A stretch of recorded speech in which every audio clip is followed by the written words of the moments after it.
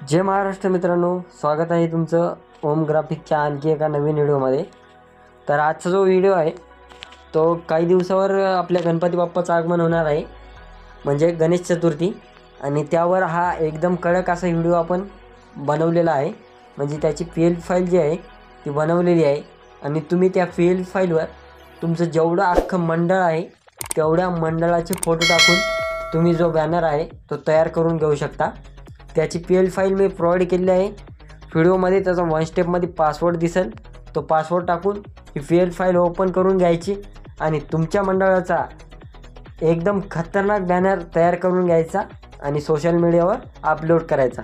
तर चला मित्रांनो, तर मी सांगतो कशा पद्धतीने। तर मी पिक्सेल लॅब ओपन करून घेतो। ओपन करून घेतल्याच्या नंतर वर तुम्हाला तीन डॉट दिसतील, त्याच्यावर जायचं। त्याच्यावर इथं इमेज साईज दिसेल, इमेज साईजमध्ये गेल्याच्यानंतर इथं जे आहे तुम्हाला 800 टाकून घ्यायचे आणि इथं जे आहे ते 2000 असं टाकल्यानंतर इथं ओकेवर क्लिक करायचे। बघू शकता अशा काय पद्धतीचं तुमच्या पुढे जे साईज आहे ती येऊन जाईल। त्यानंतर हे न्यू टेक्स्ट मी डिलीट करून घेतो। डिलीट करून घेतल्याच्यानंतर आता शेवटच्या ऑप्शनवर जायचं आहे, 4थ्या नंबरच्या। तिथून कुठला पण एक नॉर्मल कलर घ्यायचा आहे, कुठला पण घेऊ शकता, याची काय अडचण नाही। आणि त्यानंतर 3ऱ्या नंबरच्या ऑप्शनवर राहायचं लगेच आणि गॅलरीत जाऊन तुम्हाला जे मी बॅकग्राऊंड दिलं आहे ते बॅकग्राऊंड इथं घ्यायचं आहे आणि याला रिलेटिव्ह साईजमध्ये जाऊन फुल करायचं आहे। फुल केल्याच्यानंतर आता मित्रांनो तुम्हाला परत गॅलरीत जायचं आहे आणि मी जो एक खतरनाक गणपती बाप्पाचा PNG दिलेली आहे ती PNG तुम्हाला इथं ॲड करून घ्यायची। बघू शकता अशा काही पद्धतीची मी बाप्पाची PNG दिली आहे, हिला पण रिलेटिव्ह साईजमध्ये जाऊन फुल करून घ्यायचं आहे। फुल केल्याच्यानंतर तुमची जी PNG आहे आता ती बॅकग्राऊंडच्या वर आलेली आहे। तर तुम्हाला काय करायचं, त्यासाठी लेअरवर जायचे। लेअरवर गेल्याच्यानंतर जी आपली गणपती बाप्पाची लेअर आहे ती अशी ओढून जे आहे ओढून अशी खालच्या साईडला 2 नंबरला आणून ठेवायची आणि हे न्यू टेक्स्ट जे आहे ते डिलीट करून टाकायचे। त्यानंतर राईटवर क्लिक करायचे। राईटवर क्लिक केल्याच्यानंतर आता तुम्हाला काय करायचं आहे, परत गॅलरीत जायचं आहे आणि आपलं जे गणेश चतुर्थीचं जे टेक्स्ट असेल ते तुम्हाला इथं घ्यायचं आहे। घेतल्यानंतर याला पण रिलेटिव्ह साईजमध्ये जाऊन फुल करून घ्यायचे। फुल करून घेतल्याच्यानंतर आता जी तुमचे बॉक्स आहेत अख्ख्या मंडळ तुमचं त्या बॉक्समध्ये बसाल इतक्या बॉक्सच्या PNG आपण तुम्हाला दिलेले आहेत। यात तुम्हाला फोटो ॲड करून घ्यायच्यात।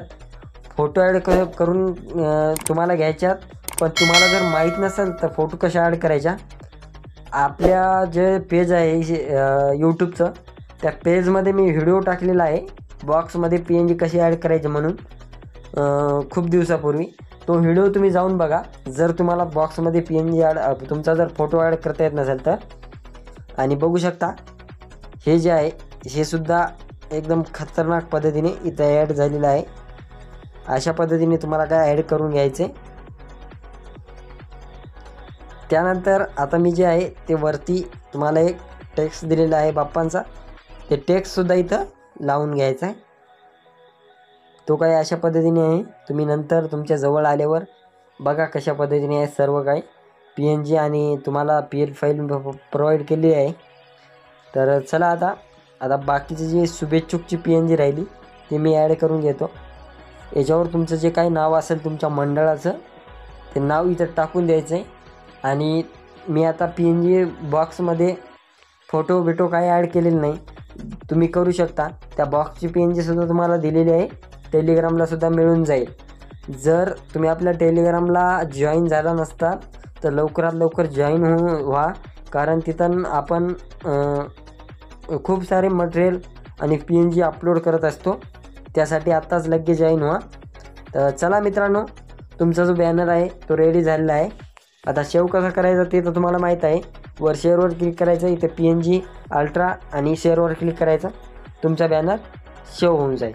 तर चला मित्रांनो, भेटूया अशाच एका नवीन टॉपिकवर आणि एकदम खतरनाक व्हिडिओमध्ये। तर धन्यवाद।